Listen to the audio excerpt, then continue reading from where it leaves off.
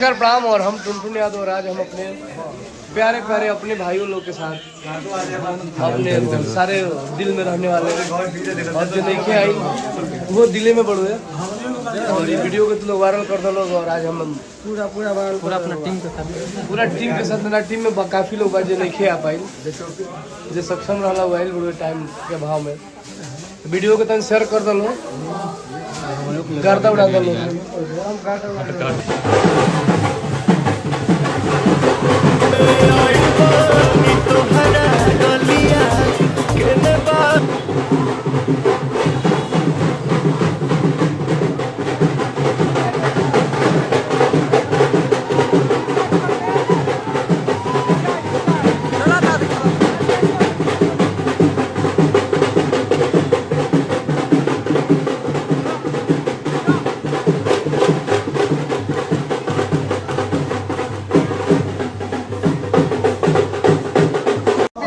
नमस्कार प्रणाम। और हम टुनटुन यादव और आज हम अपने प्यारे प्यारे अपने भाइयों लोग के साथ अपने सारे दिल में रहने वाले और जो नहीं आई वो दिल्ली में बढ़ो है और ये वीडियो को तो लोग वायरल कर दो लोग। और आज हम पूरा अपना टीम के साथ मेरा टीम में काफ़ी लोग जो नहीं आ पाई जो सक्षम रहा हुआ बड़े टाइम के भाव में वीडियो को तन शेयर कर दो गर्दा उड़ा दो।